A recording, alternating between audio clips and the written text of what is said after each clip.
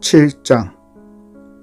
이제 여러분이 내게 보낸 편지에 사람이 결혼하지 않는 편이 더 낫다고 한 내용에 대해 말씀드리겠습니다. 음행이 성행하고 있으므로 남자마다 자기 아내를 두고 여자도 자기 남편을 두십시오.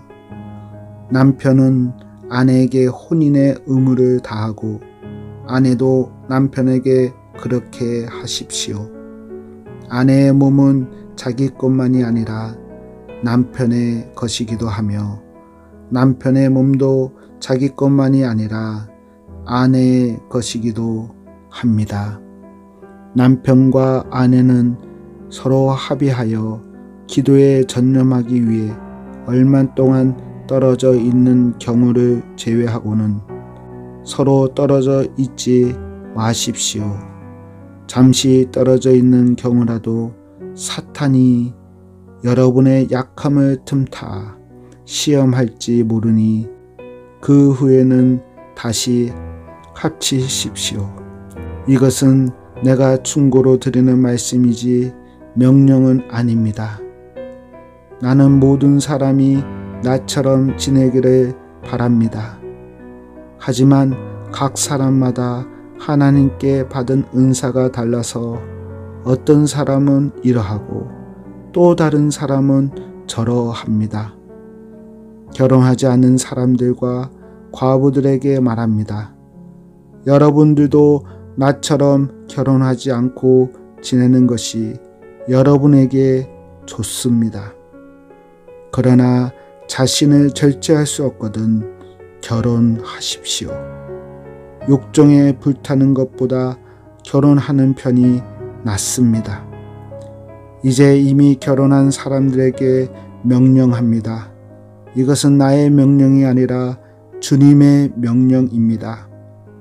아내는 남편과 헤어지지 마십시오.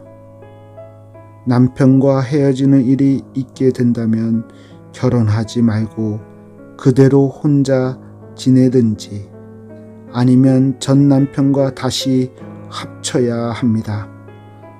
남편 역시 아내를 버려서는 안 됩니다. 그 외의 사람들에게 말합니다. 이것은 주님의 말씀이 아니라 내 생각입니다. 어떤 남자 신자에게 믿지 않은 아내가 있는데 그 아내가 남편과 함께 살고 싶어 하면 그 아내를 버려서는 안 됩니다. 어떤 여자 신자에게 믿지 않은 남편이 있는데 그 남편이 아내와 함께 살고 싶어 하면 그 남편을 버려서는 안 됩니다.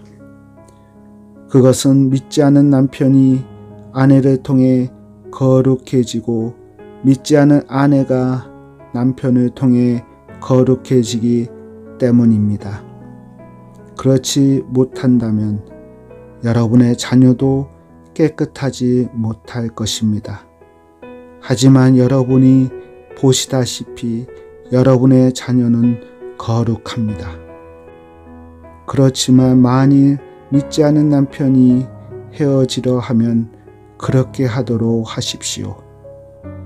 믿는 남자나 여자나 그런 상황에서는 상대방에게 얽매일 필요가 없습니다.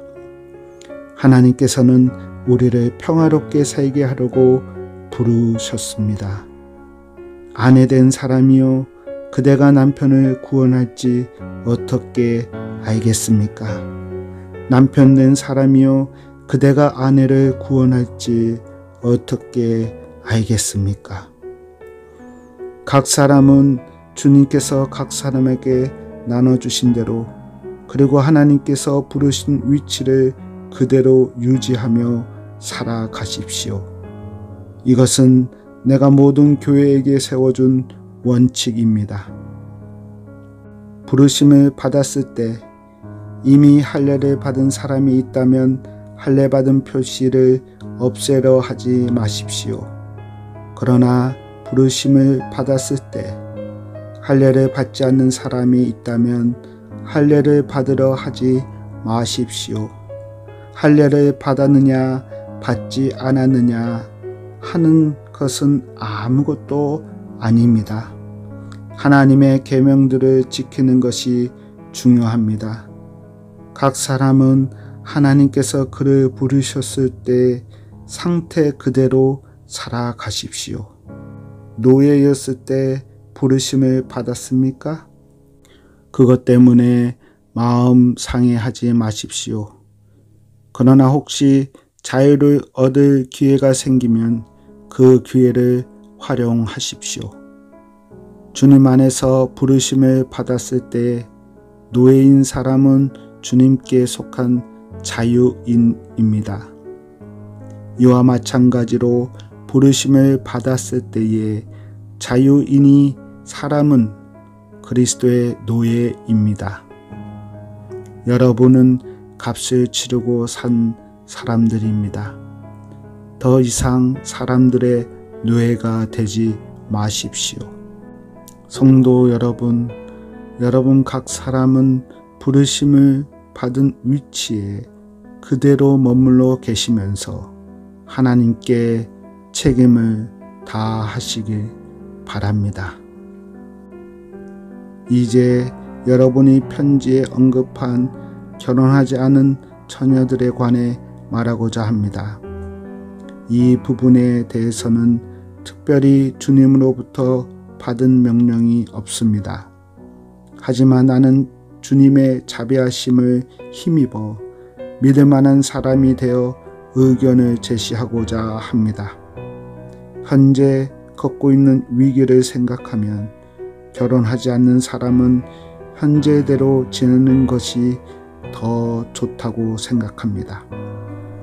아내가 있는 사람이 있습니까? 아내와 헤어지려 하지 마십시오.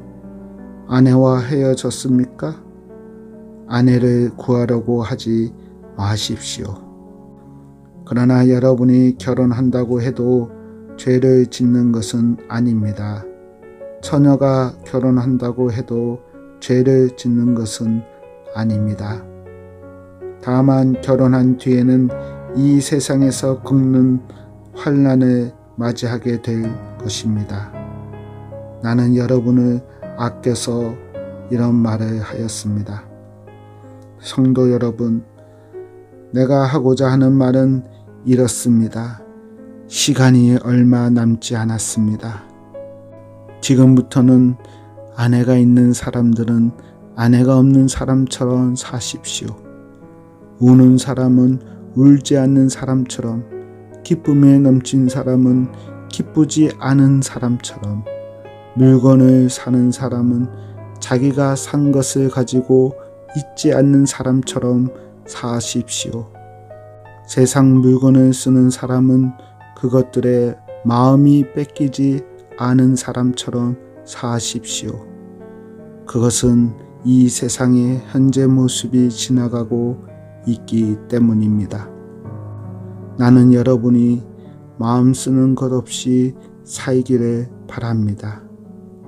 결혼하지 않은 남자는 어떻게 하면 주님을 기쁘시게 할까 하고 주님의 일에 마음을 씁니다. 그러나 결혼한 남자는 어떻게 하면 아내를 기쁘게 해줄까 하며 세상 일에 마음을 쓰게 됩니다.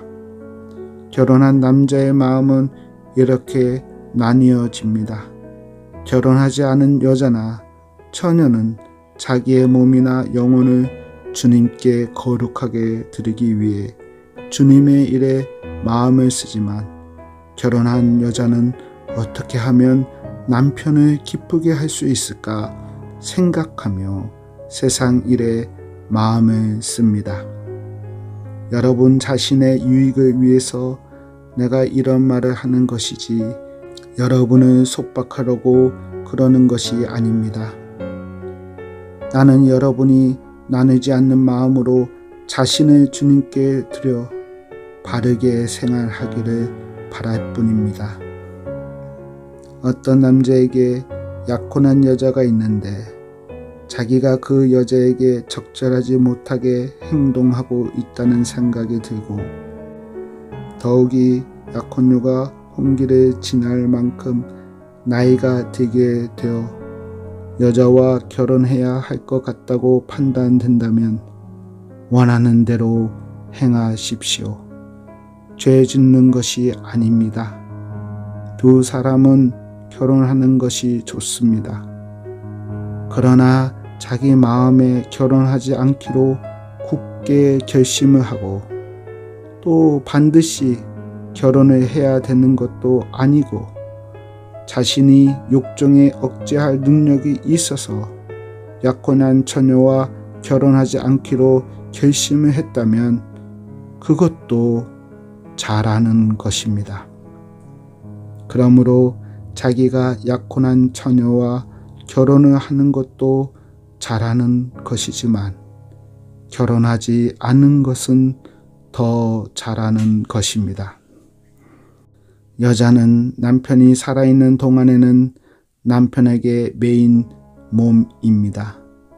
그러나 남편이 죽으면 자기가 원하는 사람과 자유롭게 결혼할 수 있습니다. 단 남편 될 사람은 반드시 주님을 믿는 사람이어야 합니다.